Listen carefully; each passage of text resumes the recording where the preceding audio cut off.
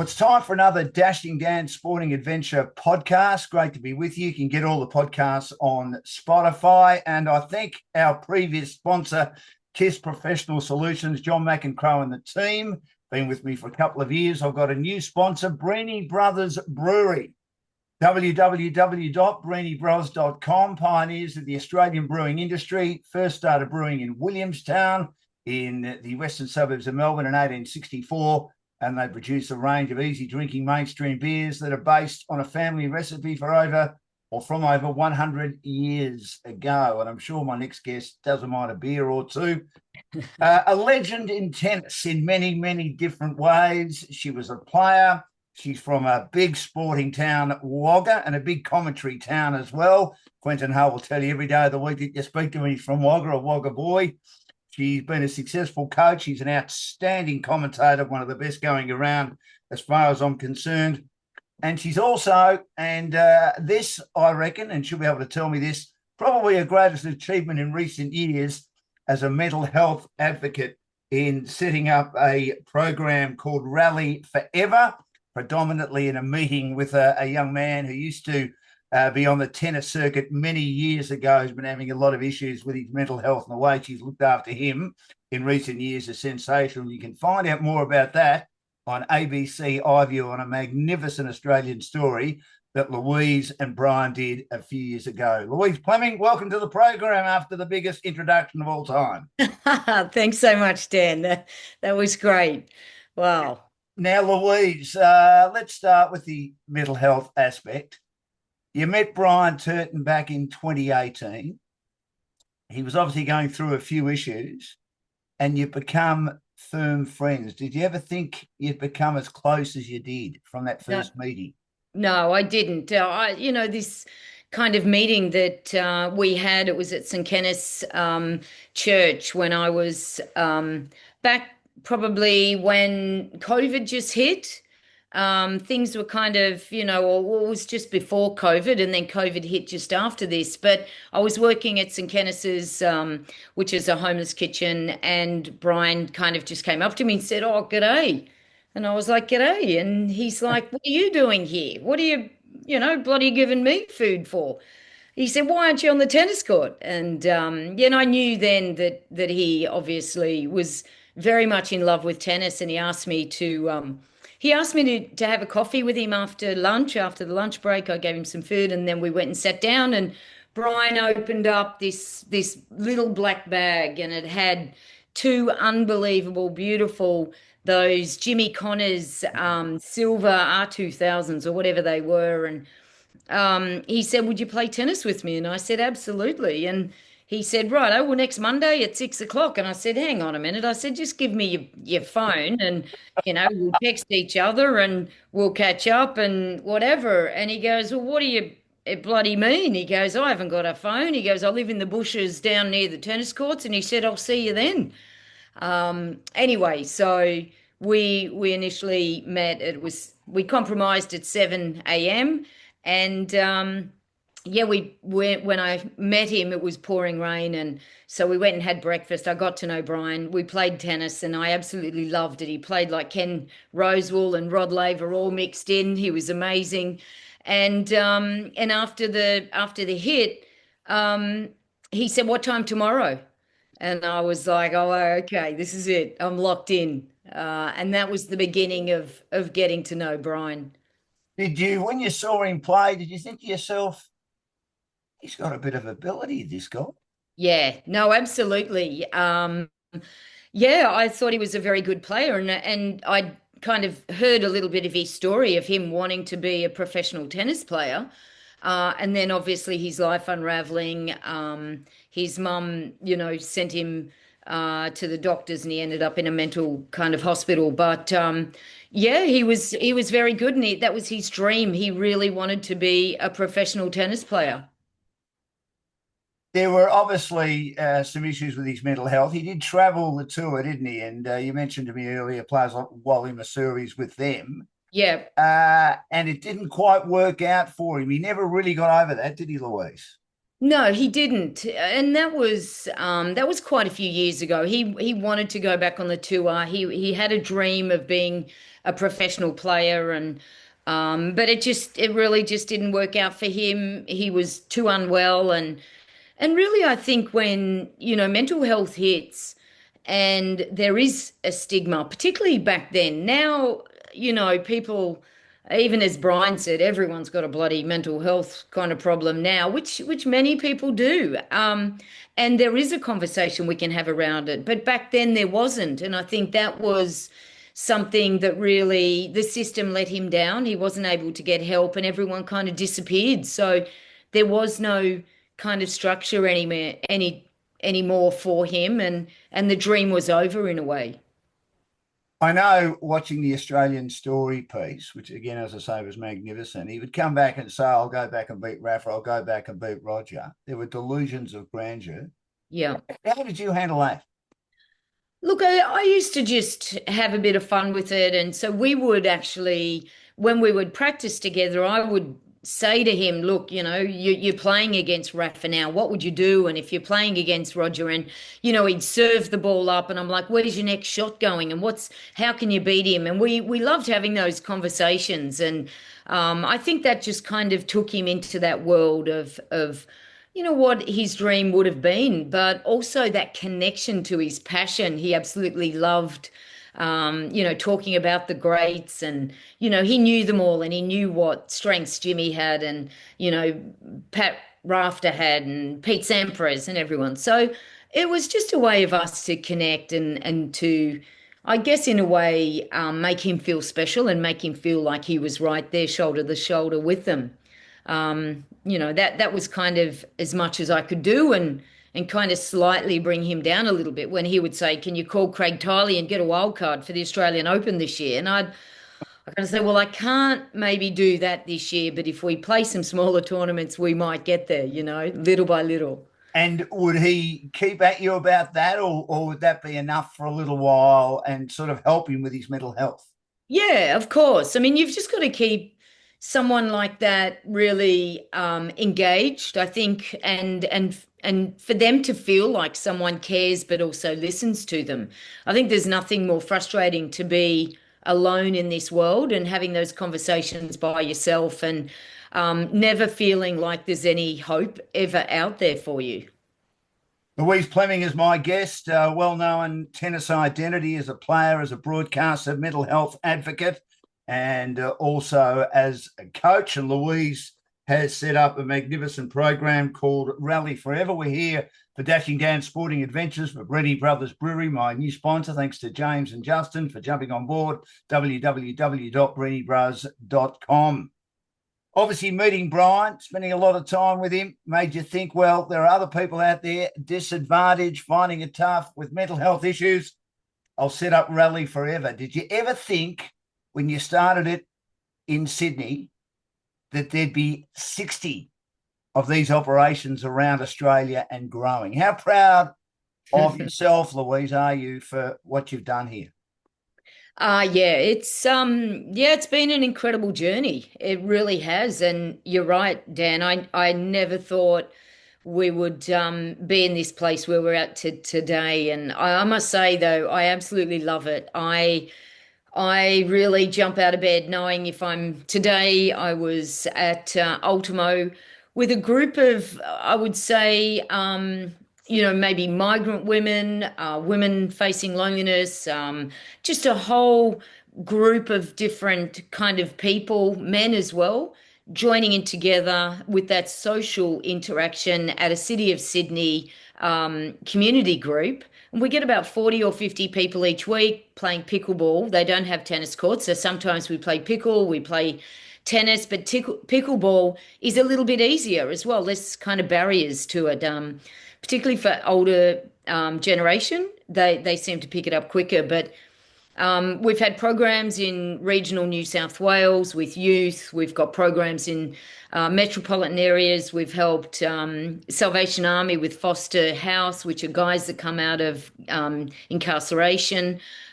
Look, we don't say no to anyone. We embrace everyone, and we want everyone that has had a bit of a tough ride, or people that maybe have faces turned against them in their life, we embrace them and we want them to come on board. So I love it. From high performance to this performance, it's a different world, and I love it just as much as being out there commentating Sinner and Alcaraz.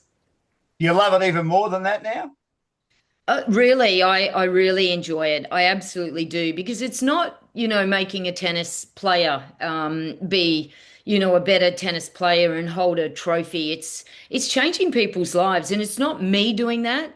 It's them doing that. It's just creating that space where they can pick up a pickleball paddle or a tennis racket and use that as a weapon of kindness. It's really quite powerful to see how these people connect. And we set up WhatsApp groups, and then we see the interaction between them, throughout the week. And now they take that friendship from the court, off the court, to a real life situation where they're improving each other's lives. So, yeah, I mean, I loved coaching. I think my last assignment was with Yelena Dokic. And then from there, really, COVID hit, and I then went on to kind of start the program. It was just a chance meeting of with Brian. So, yeah, it's something I absolutely never thought I'd be doing, but I love it probably more than going to Wimbledon and the US Open. Wow. Now you talk about pickleball. We talk in cricket about test matches and T20 cricket. Concern mightn't be the right word, but I'll use it because of your love of tennis. You obviously love pickleball as well. Can they both coexist? And how big could pickleball become? Well, I think it's the fastest growing sport. I mean, it's the fastest growing sport in the US. Paddle is probably the fastest growing sport in Europe. Yep. It's certainly growing in interest here in Australia. There's no question about it, because it's a little bit easier to pick up. The court is smaller. The interaction is really great for social connection, which is fabulous. So people get to meet each other and have conversations and all of that. So it's great for yeah, for that social connection. It's fabulous, and I think pickleball could become in Australia as big as it is in the US. Absolutely, for sure. Now, you've talked, there's a lot of topics here, and I'll go back and forth a bit. You talked before about Yep. Yelena Dokic. Yes. How proud of her are you? And did you, and I'm one, having been in the media a long time, I thought, with the greatest respect to Yelena, 100 to 1, because of the way the media hounded her, because of the situation with her father, that she'd ever make it as a commentator. I think she's an absolute gun. How Yeah. proud of you? How proud of her are you? And did Yeah. you think she would make it as a commentator like she has? Yeah, incredibly. I mean, Yelena, when I was with her, I mean, obviously when, she was having so many battles with her father, and she's been through an incredible amount of difficulties, trauma, aggression, and all sorts of horrible things from her father. The way she has healed really and recreated a new life for herself is fantastic, because she had a lot of pieces to pick up, and to change from being an athlete to a commentator isn't easy. And yeah, and obviously English wasn't her first language as well back in the day. So I'm very proud of Yelena, and she has an incredibly powerful story of, of hope, and for other people that have gone through trauma as well. But she's a very powerful woman and speaks to a lot of people out there that have had domestic violence and had mental health challenges. So she's doing a great job as well, not only as a commentator, but also, as a speaker. She's very, very moving. Louise Pleming is my guest on Dashing Down Sporting Adventures for Breeny Brothers Brewery, Australian-owned family business. Profits stay in Australia, as opposed to many top-selling beer brands that are foreign-owned. Have you always loved tennis? I mean, as I said earlier, you grew up just near Wagga, home of Jeff Lawson, Australian cricketer, Michael Slater, Steve Rickson, Steve Mortimer, one of the great rugby league players, Wayne Carey. I mean, it is a cast of thousands. Has tennis always been on the radar for Louise Pleming? Yeah, look, I think as a young person, I grew up in a small country town called Area Park on a farm. And so for me, we were very isolated. So I played cricket with my brothers. I played AFL football. We didn't know about rugby because we're from, near Wagga, that's AFL. It Um, is.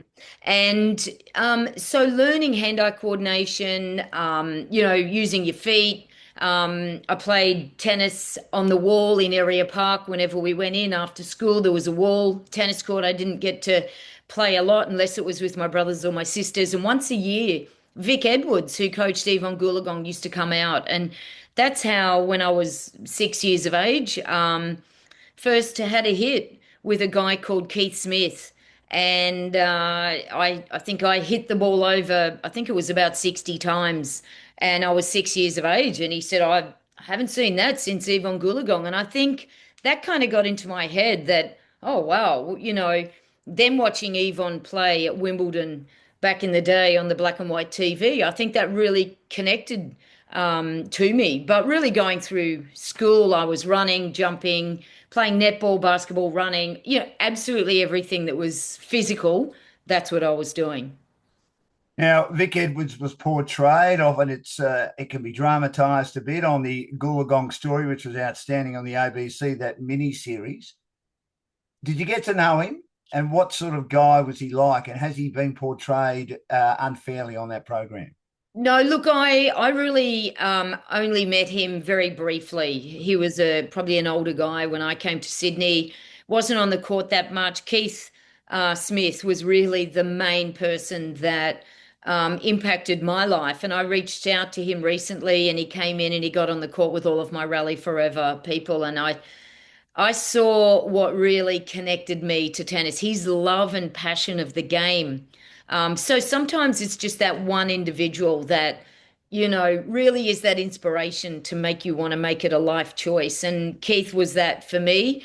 Vic obviously did that for a lot of players, but he was very much about hard work and he was quite a hard man, I believe. He was. And I don't really know about a lot of the other stuff, but obviously, there was something that happened with Yvonne and him, and Yvonne has gone on to be strong and to be able to talk about that. But I think his legacy was that he really helped a lot of people in the tennis world, and a lot of players became champions because of him. You toured the world.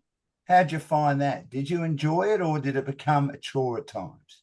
No, I absolutely loved it. I mean, the only time it became a chore when you were injured and you were carrying an injury and it was painful to play. But, I left Australia when I was 15 and a half and, was in Sydney training. I was living in Wollongong. I was working with Terry Rockefort in the New South Wales squad, playing every day.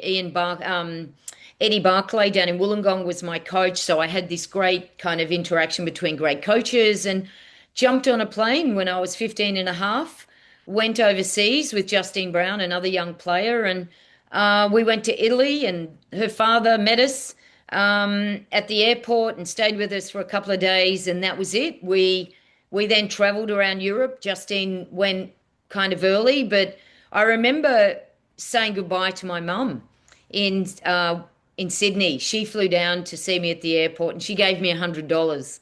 And she said, "Here you go, here's $100. Now look after that and a credit card." And, I jumped on the plane, and by the time I got to Fiumicino and then got to the hotel to meet Mr. Brown, I realized I'd left my wallet on the flight and I'd lost my $100 and my credit card.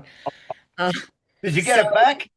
well, he said to me, "Go on, get on a bus and go back to Fiumicino." Here I am, 15 and a half, and I go back to the airport, and these guys are standing in black suits with big machine guns, and I'm like, I lost my money. Like, I need to go into Lost and Found, and finally I got through, and I went back in, spoke to where the flight attendants had dropped things off, and there was my wallet with my $100 and my credit card, and there was the little bit of luck that I had, and went back and yeah, we won the first tournament in doubles, and that was in Italy. And by the time we had a sleeping car on the train to Right. Kitzbühel to Austria, and we had our cash that we'd won, and we were all pumped up, and so my $100 had gone to probably 500. But by the time I woke up on the sleeping carriage, they'd sprayed some sort of sleeping gas, and so I fell asleep. And by the time we got to Austria, they'd stolen all my money anyway.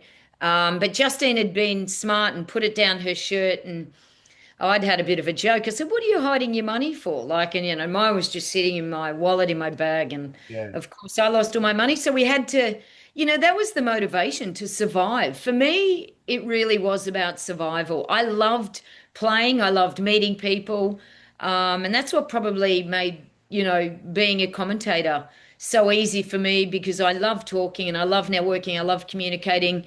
Probably in a way more than winning and losing. And that was probably something from my parents. My dad, my family never really focused on winning. It was always, whenever I came home, my dad would ask if I'd been fair. And I think that always was something that instilled into me that, better to be honest and to be fair, to be a fair player than to win, doing the wrong thing. It wouldn't have meant anything to me. So, yeah, that's probably what was instilled. But I loved it. Were there times when you didn't win and you weren't making a lot of money and you were taking a bus or a train by yourself and you're 15 and a half traveling by yourself? There was definite times when you felt very alone, and very disconnected. We didn't have phones back then. You couldn't text. You had to wait, send a pigeon or send a telegram. Do you know what I mean? It was slow going. So you learned how to be very independent. I think that's the one thing that we learnt when we were young, traveling around the world. When you got to a tournament, you had to find a partner. You had to become very self-sufficient. You couldn't Facebook, players now. There was a lot of kind of angst getting to a tournament and saying, "Hey, I won the last three. Do you want to play with me?" And oh yeah, righto. Like, you had to sell yourself. So there was a fair amount of negotiating as well. Learning how to do that as a very young, as a young person. Did Martina Navratilova have to sell herself to you when you played together in a World Cup type tour event in 1999? That would have been an unbelievable experience, Louise. Yeah, Martina and I, we were lucky enough. We got to play in the world team tennis. Yeah. Tina, we were on the same team, and just hearing, Martina's stories and her journey, we became very good friends. And we cemented that friendship when we worked together on ABC, doing TV for Hopman Cup. We spent some time together on my boat when I lived on a old ferry in Sydney Harbour. We went out surfing together. We had great kind of experiences together. We both nearly drowned out at Manly, but we had such a good time together. And she's an amazing human being, and what she has done for tennis. I hope people really understand her journey and the difficulties she had coming from a communist country at the time, and all the challenges that she had. Yeah, she's an amazing human being, Martina, and I can call her a very good friend. You're very lucky, aren't you? Over 50 Grand Slam tournament wins across the three disciplines in singles, mixed doubles, and doubles. I mean, I don't think that'll ever be beaten. Is she the greatest you've ever seen? I think so.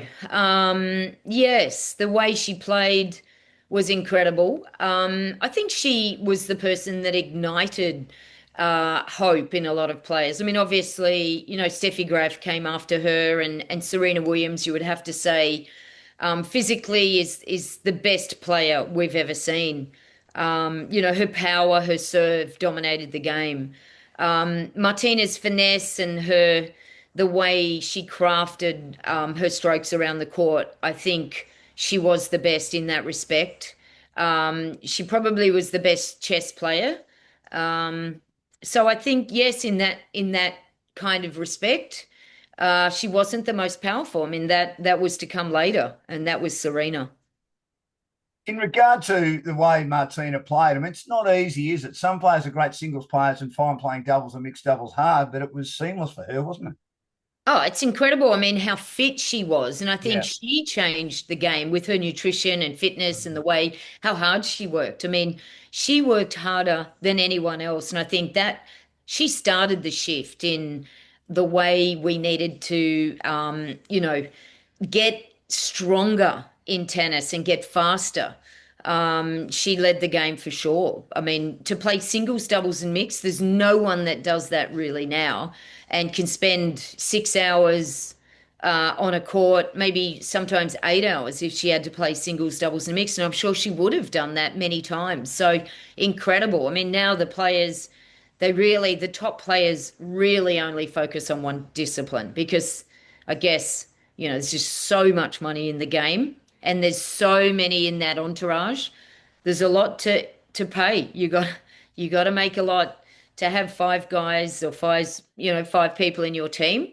They're making a lot of money and it's a big industry now. This is a could have, should have, maybe would have moment. If she doesn't get stabbed, do you put Monica Seles in the conversation as one of the greatest of all time? We're never going to know, are we? Oh, absolutely. The way she played, I mean, she was unique. I mean, no one could stand up on the baseline and take time away and hit angles like Monica. So the fact she was two-handed it created so much angle in the game. She would have really hurt a lot of players. And there's no question about it. She would have gone on to be one of the greatest. Louise Pleming is my guest for Brenny Brothers Brewery, www.brennybrothers.com. And their beer is available in cans at many independent liquor stores and on tap at some great pubs and clubs. You're talking about living on a boat. Have you still got the boat? No, I lost that in one of the breakups. I've had a few. I'm lucky I've still got a few dollars to have an apartment but at any rate, look, if I lose it all, I've made some great friends that are homeless through Rally4Ever. I've always got somewhere to stay. I can pitch a tent somewhere and be okay. But yes, I mean, yeah, that was a passion. I lived on a 65-foot boat in Sydney Harbour, which I kind of restored, and was a great time getting up in the mornings and having that peace and getting out on Sydney Harbour, kayaking and canoeing, and what a beautiful place to spend time. A little bit isolating at times as well, though, I must say. Plenty of times with ducks and kind of sea animals out there. But no, it was a great experience. You talked about relationships. You've had a few. You've been very honest about that. Do you think it's been hard to maintain a relationship because you're often away, you did some coaching, and now you're one of the most sought after and respected commentators? I mean, you go to all the four Grand Slams.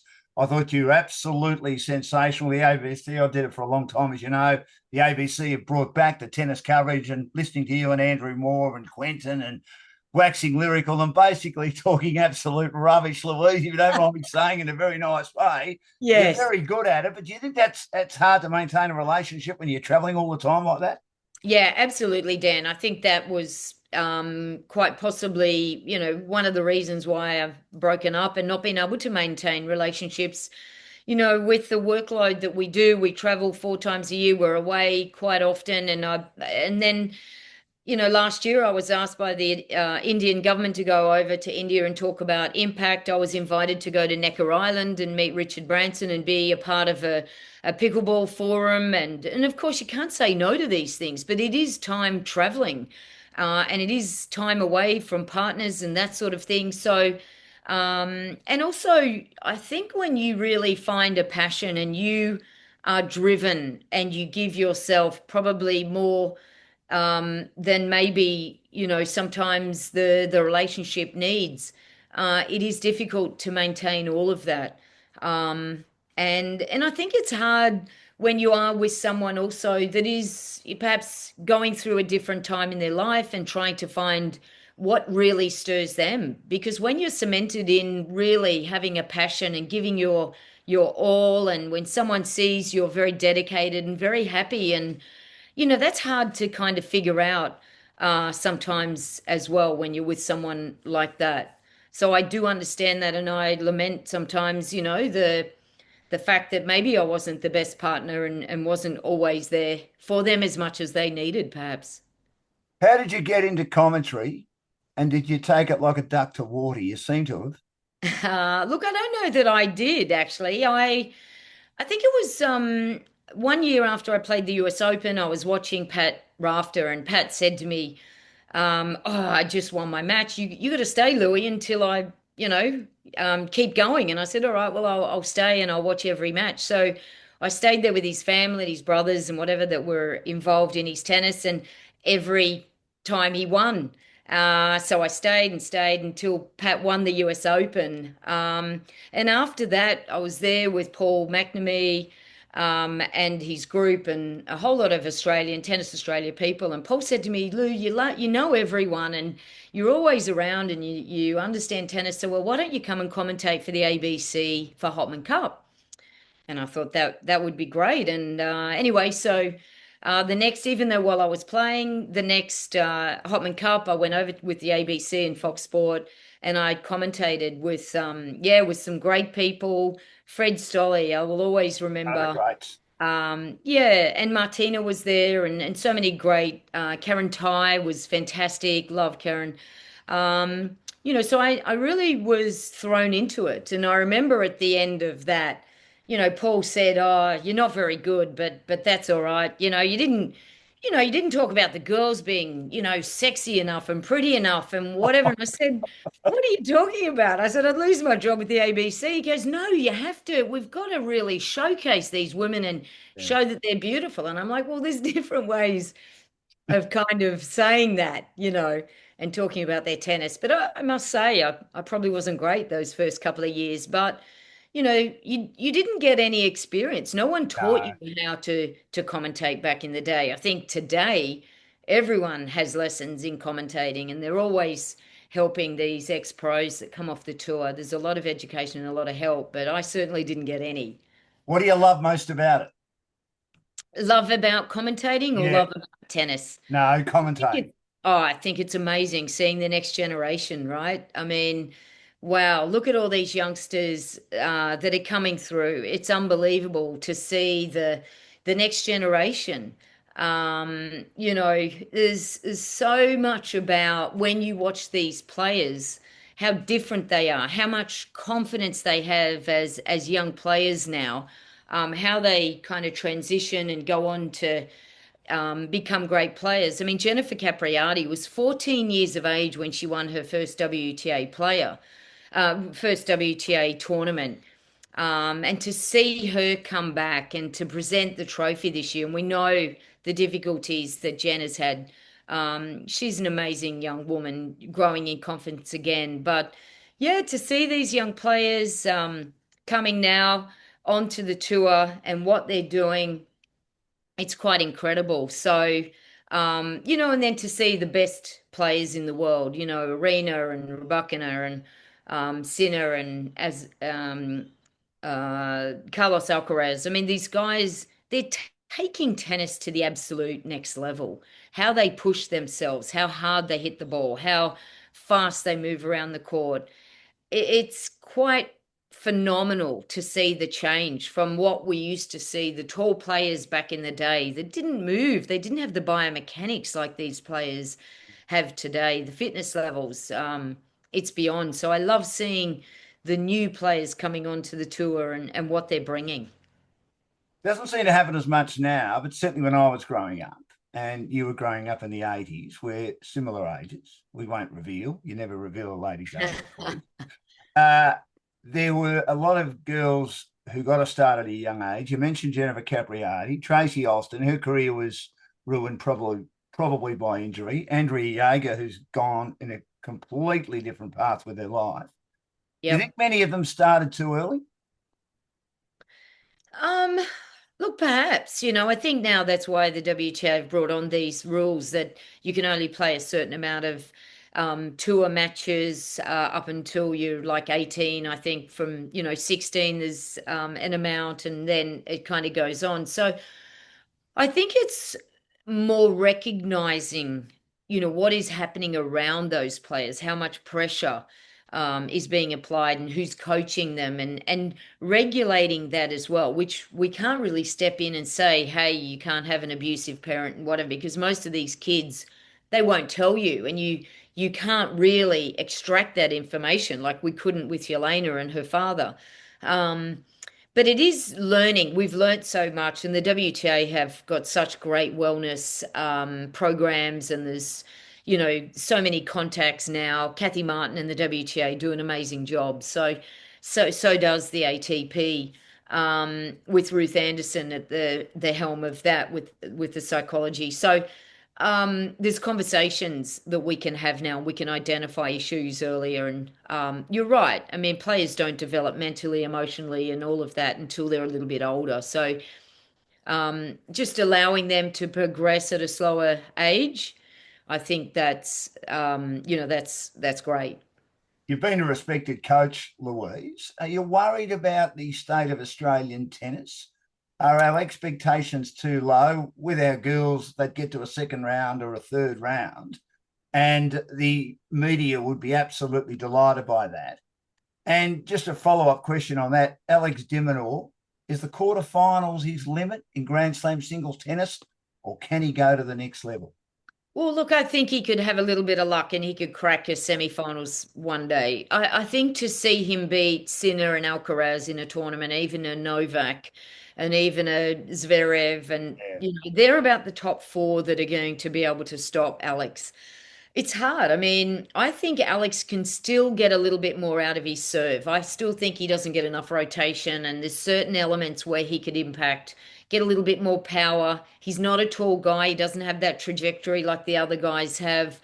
His speed is incredible. His intensity is immense. His work ethic is incredible. He does all the right things. He plays up on the baseline. He plays a different game. He tries to take time away as opposed to hitting through opponents. Um, he could. I can't see him. I think it would be a very tough ask to see him winning a Grand Slam, but never say never with a guy with a heart as big as Farlap. In terms of the girls, what's happening out there, I think it's incredible. I mean, think about our pool, Dan. We have a pool of 20 million or 25 million people in Australia. The US have a pool over 300 million. Of course, they're going to extract more players. They've got more in the pool with the USTA. I think we're tracking incredibly well. We've got the number one junior in the world, Emerson Jones. She's a phenomenal little player, and she's going to transition onto the WTA player, WTA tour. She's doing incredibly well there. Talia Gibson tracking close to the top 100. Taylor Preston getting to the semi-finals of Tasmania this year. We've got so many great kind of prospects that are doing really well. Maya Joint didn't have a great run here. She was ill at the beginning of the year, which I think impacted her whole Australian summer. 30 in the world, winning two tournaments last year, doing great. So, Kim Birrell. And I think the way all the girls are coming together, the camaraderie and how they're sharing, they work hard together in the Brisbane Academy. They all have moved up there. So that kind of intense training and that work ethic together is pushing each other. And I think we're seeing some great stuff. Kristen School, Cape, doing well, getting in the top 100. Adam Walton, also, you've got a whole cluster of good guys in the top 100. We've got Sam Stosur, Leighton Hewitt, really driving the coaching and those groups. I think we're in a really good kind of situation for where we're at with our numbers and our expectations. Brenny Brothers Brewery is our new sponsor of Dashing Down Sporting Adventures, and tennis legend, because she's been a star across a number of aspects of tennis over the years. Louise Pleming is my guest on the program today. Louise, are you concerned? Again, this mightn't be the right word, because we love battles, we love rivalries, and we've had plenty of them over the years. We saw Roger, we saw Rafa, we saw Novak, and to a lesser extent, Andy Murray dominate men's tennis for the best part of 20 years. And do you think Carlos Alcaraz and Yannick Sinner will do the same in men's tennis for the next 10 years? And would you love more players to get at their level? And do you think they can? Well, I think it's hard, isn't it, when you've got two outliers, and there's no question about it. They're two outliers. I mean, Sinner is a carbon copy, but better, of Novak Djokovic. Everything Novak does, he does a little bit better. Bigger serve, penetrates through the court a little bit more, moves a little bit better. I mean, the guy is incredible. And then is Carlos Alcaraz just a better version of Rafa Nadal? I mean, like the way he plays, the power, his physicality is beyond. So are the other guys matching that kind of level?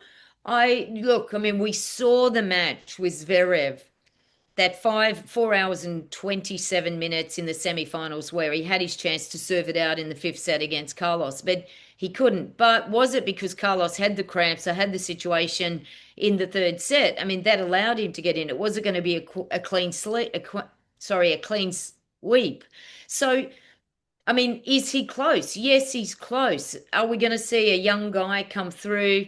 Maybe Mecic and, you've got Helga Rune and you've got these guys that are close, but are they that close? Alex de Minaur, he's close, but is he close enough? Like, I think it's hard. I mean, these guys are just, that one kind of step better than the rest. And I think it just creates such a great interest as well, having this contrast, this battle between the two, because everybody would love to buy a ticket if it's the Grand Slam final of any of the Grand Slams this year to see one of those players or both of them playing against each other. I think they bring a lot to the game. Great to watch. With the women, outside Serena Williams, it was throw a blanket on who might win a Grand Slam tournament if Serena was unavailable. Are we still in that situation now, 10 years down the track, or do you think a Swiatek, who does struggle a bit at the Australian Open, or a Sabalenka or Rybakina, who I thought was absolutely magnificent, are three that are a bit ahead of the rest? Look, I think there's a few in the mix actually with women. I think that's become a little bit more broad. I mean, Caroline Mukova, I Yeah. mean, she beat Rybakina in Brisbane just the week before. And I mean, she's such a talent. She's just sitting there. And then you've got, obviously Arena, she can pull it out on a hard court anyway. You've got Coco Gauff. Jess has been doing really well. Jess Pegula. You've got obviously Maddie Keys can win a Grand Slam. You've got a lot of players that have done really well that can push these top players. But I do feel we're going to see Arena and Rybakina a little bit more often in those big tournaments. On clay, I think we're going to see Swiatek for sure. Iga's going to be there, and Coco will be there a little bit more on the clay. So I still think there's a little bit more interest and a bit more kind of a mix with the WTA Tour than the ATP. Just on the clay, Paul McNamee, your colleague on the ABC during the Australian Open, was saying we don't have as many tennis courts in homes nowadays that we used to. Again, when we were growing up in the 70s, 80s, and early 1990s, and most of them were onto car. He says if someone's going to build a tennis court at home, and he hopes they all do, that they make them clay courts. What's your view on that? Oh, it'd be fantastic, wouldn't it? Because the ball bounces higher. So what we're doing is we're putting mod grass courts, artificial grass courts in backyards, and that doesn't relate well to professional tennis. So the ball isn't bouncing high, it's bouncing low, and you play a bit of a different game. You end up slicing more and probably transitioning more, serving and volleying, coming forwards. And that's not what's happening at the professional level. So I understand that, yes, it'd be great. And we saw more clay courts. We don't have the clay like they do in Europe. So it's harder to get, more expensive to lay, and it's more expensive to run in clubs. So obviously, mod grass is more cost effective and it's easier. You don't have to clean it, you don't have to bag it, you don't have to water it. So that's the issue with that. That was always a problem with Ontico. I did a tournament recently around the Australian Open. You probably heard of it. The Para Standing Oceania Championships, which was at Grace Park in Hawthorn, not that far from the Australian Open in the eastern suburbs. And they were still, of course, bagging the courts because it was Ontico. And they think it'll be the last year it'll be on Ontico. But that's how we learned to play, wasn't it, on Ontico many, many years ago? But sadly, it's probably gone out with the arc as the sport continues to change.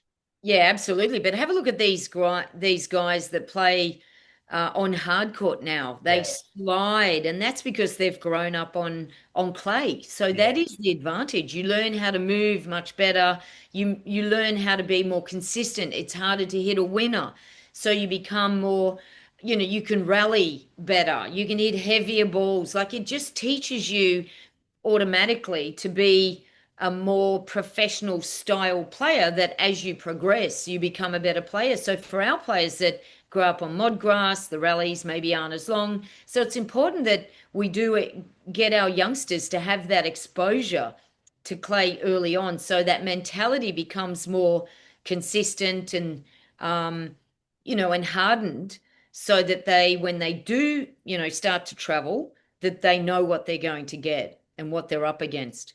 Do you think outside Wimbledon and the lead up tournaments that grass is sort of near the end in regard to people getting grass courts at home and at most tennis clubs around the world? I mean, it'll never leave Wimbledon, will it? No, it's never going to change. Queens and Wimbledon, Mm. never. So I think, in that respect, the British scene will stay very strong. Nottingham, Birmingham, and all the other courts, that have grass will stay that way, very traditional. But I think the cost is very it's expensive. So for Kooyong the cost is high, but they have a lot of great members. Royal Sydney here, they still have grass. Mm. Um, but I think it's a fading surface. There's no question about it.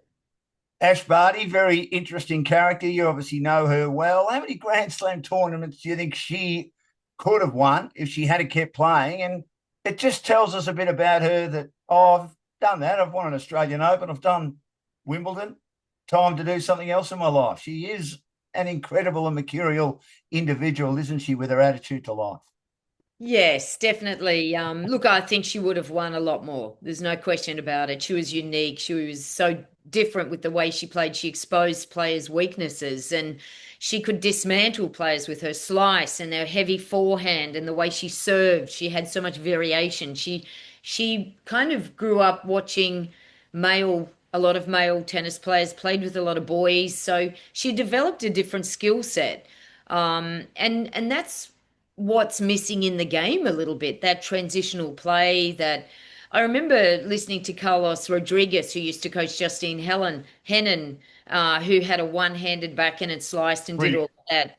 And I asked him one time, I said, what's the next generation of tennis players? And this was kind of just when Ash was coming onto the scene. He goes, someone who can serve and volley, someone who can slice, someone who can dismantle, someone who can have good solid game but mix it up. And that is kind of still missing a little bit in the women's game, because of the power. Like it's hard to have a one-handed backhand. It's hard to slice and come in and have good volleys.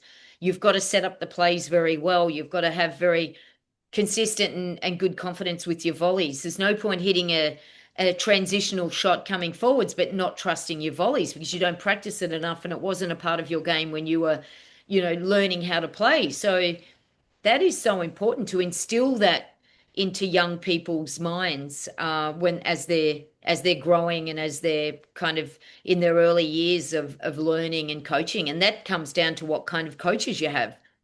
From the 70s, 80s, we had a lot of transitional coaches, guys that served in volleys, and they're now out there coaching our current players. So we are still, you know, um, having our players have that capacity and have that confidence, where we're seeing a lot of the Eastern Bloc players, they don't have that and they don't use that. So yes, I think Ash would have, and I think the reasons why she walked away from the court, she just asked herself, really, why was she doing it? And I think the reason was, you know, she wanted to win a Grand Slam. And when she won Wimbledon, I think she just didn't feel kind of what she thought she was going to feel. And she's very much a homebody. She's very much a family body. And I think she missed that. And hence why, she's having children now and staying at home and having a very happy home life.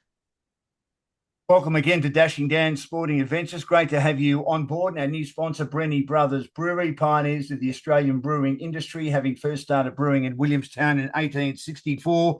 Louise Pleming is a well-known tennis identity. Has set up a charity called Rally4Ever, aiming to create bridges between the tennis world and those who are disadvantaged, suffer from mental health. And they've got over 60 operations occurring around Australia and no doubt looking for more. Louise, as a young lady, you identified as gay. Was that hard on the tennis circuit, or because there's so many players that identified as gay, including the pioneer Billie Jean King, were you able to adapt pretty quickly? Yeah, look, I never really made it a big deal, to be fair. I never ever felt that anyone treated me differently. I wasn't one of those real outspoken kind of, gay and lesbian kind of fighters like Billy. I just felt everyone is at kind of they're free to be who they are. On the tour, there were a lot more girls that were outwardly probably gay because we didn't have five people traveling with us. We might have been lucky enough if we had one coach. I was traveling a lot on our own, so we had to create those bonds and friendships. And, Martina was a good friend, and no one ever really judged her. Mm. But the business world did. And I was with Martina. We were playing world team tennis, and we were traveling, I think, to New York in a little bus. And she got a message and she looked at me and she had a tear in her eye. And I said, "What's up?" And she goes, "I have my very first," and this was when she was later in her career. And she said, "I have my very first paid endorsement." And I think it was from Toyota. Um, and that was later on. And that's about when the business world and the community was starting to really accept people like Martina and gay people as real role models in the community, which is really sad. But Billie Jean and Martina and all of those people have fought for that. And I was very lucky that I kind of came along after them, and people always accepted me, and it was never an issue. There have been rumours and allegations, particularly with AFLW, and especially those who started at suburban clubs, that there was grooming of young women if you were to join an all-female club, that you needed to be gay. Did you ever see that in tennis, if you don't mind me asking? No, never. No, I never felt that at all. No, I think it was so diverse because there were Russians, Australians, Americans, French, Europeans. I mean, everyone coming from a different background, and it kind of was just a blend. It was the motley crew of the world just playing tennis, and I never felt that pressure at all. Also, we always were traveling in different kind of worlds as well. You never really traveled the same way. It's not like being in a football team where you're all together every week in, week out, you trade together, whatever. You didn't really do that in the tennis world. We're always traveling here. There were 15 different tournaments on across the world at any one given time. No, we were just meeting people and creating friendships. And I have still to this day so many great friends that I traveled with, played doubles with, and created those bonds. So no, I never ever felt that there was grooming at all Of in the the four, tennis world. yeah, of the four Grand Slams, and you get to go to all four of them, you're a lucky duck. Which is the best one now? Oh, well, gosh. I mean, we just had the Australian Open and Yeah. it was incredible. I mean, the activations and the amount of people that went, and, the amount of people that probably had never been to a tennis event. I was just speaking to someone from Tennis Australia and they said the amount of new people that walked through those gates was phenomenal. 1.3 million people going to watch tennis, whether it was on a screen, having a drink, seeing one of the activations or whatever it was.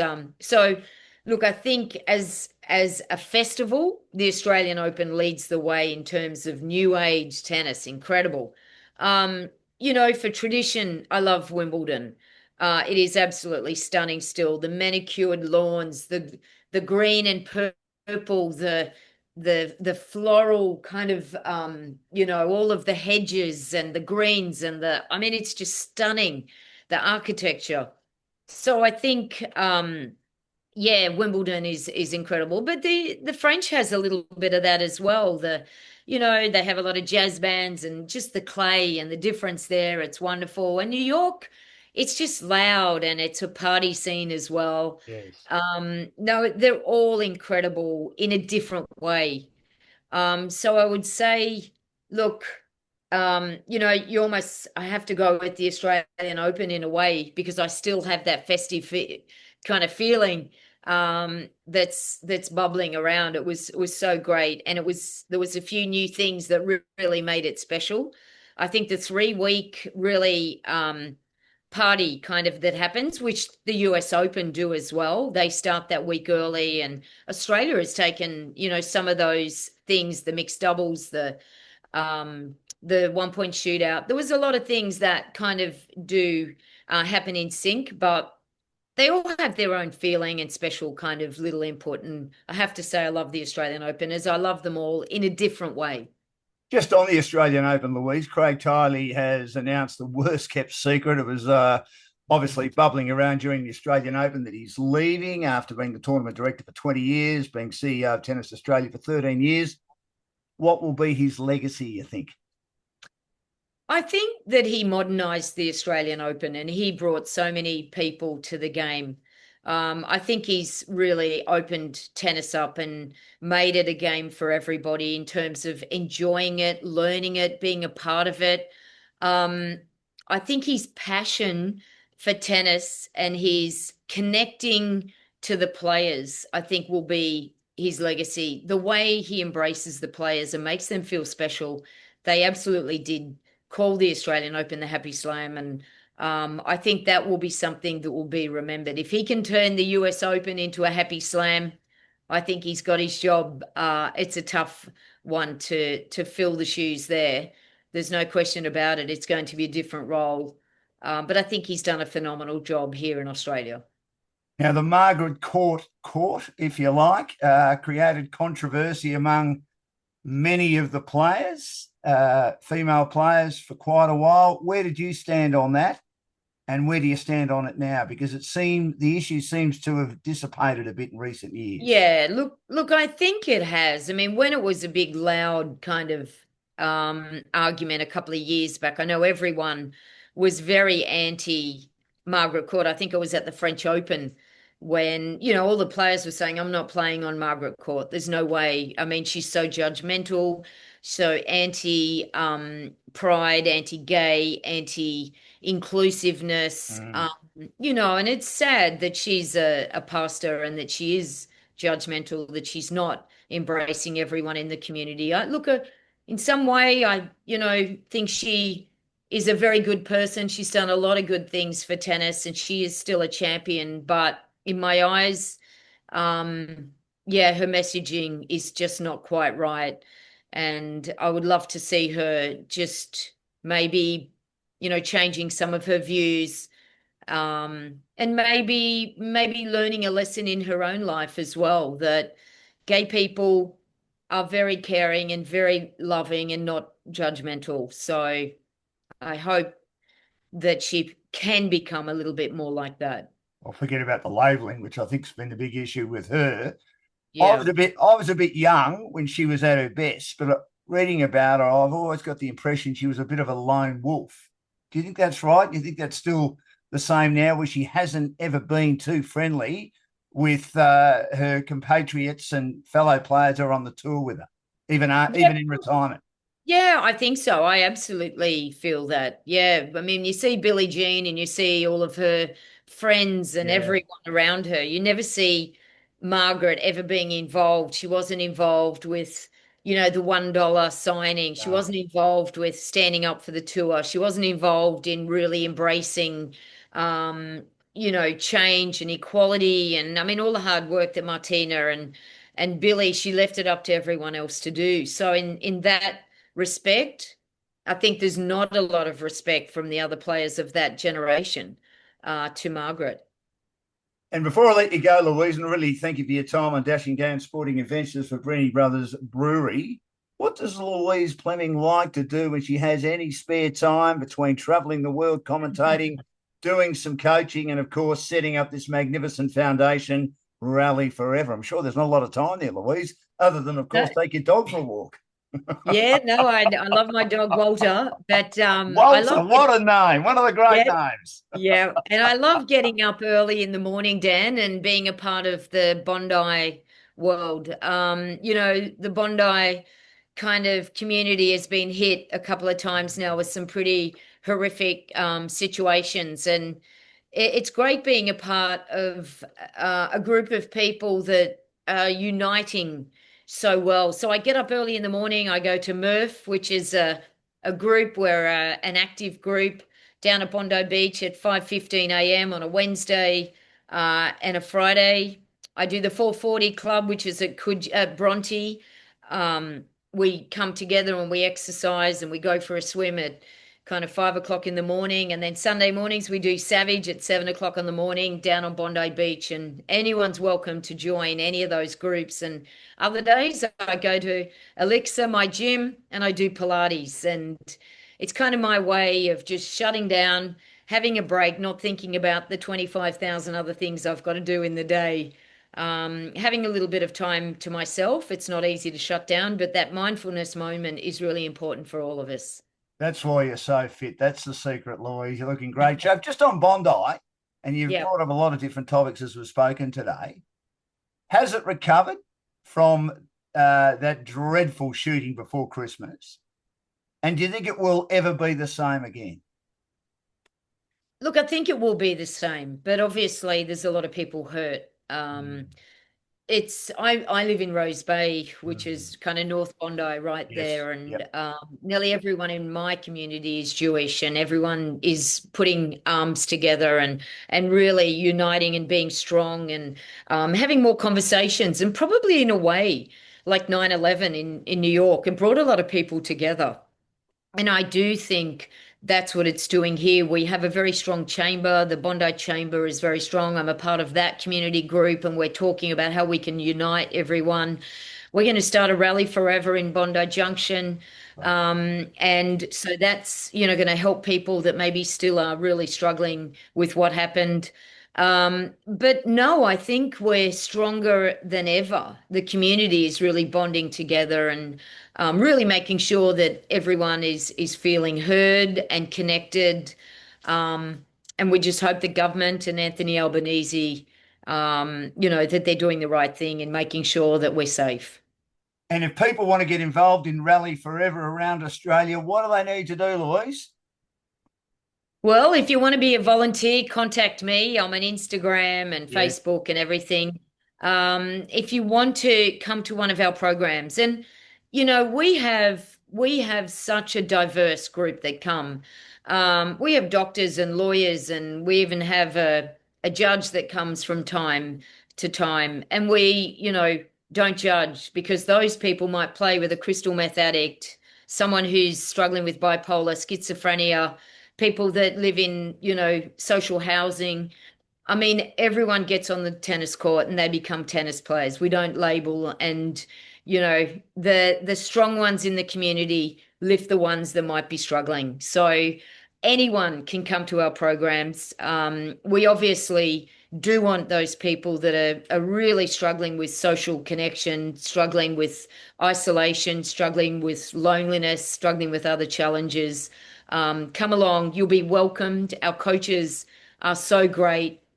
They understand, everyone is at a different level with their tennis skill or where they're at in their life. So everyone is welcome. Jump on to our website. They're all on there, all the programs. We're just starting to go into universities now. So we're helping young students that are really feeling like they're not fitting in. We want students to walk away from university having a friendship group, and many walk away not having that. So we want to change that and make sure that they're thriving and inspired because they're the next generation of business leaders. Not that it's the be all or end all, but there's an OBE and MBE in this for you, Louise Pleming. I'd like to thank you very much for joining me on the program today. Louise has been my guest. You can get us on Spotify and Dashing Down Sporting Adventures. And another shout out to my brand new sponsor, Brenny Brothers Brewery, www.brennybrothers.com. Pioneers of the Australian brewing industry, having first started brewing, it's a magnificent drop in Williamstown in 1864. They produce a range of easy drinking mainstream beers that are based on a family recipe from over 100 years ago, available in cans at many independent liquor stores or on taps at some great pubs and clubs.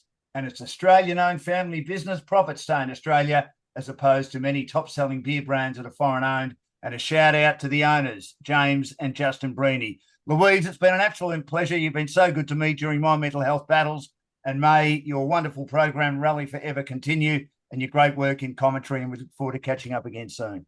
Thank you, Dan. It's been great because it's just brought back so many great memories of when we commentated the Australian Open and did radio together. You're a great commentator. You're a great connector and a great community person as well.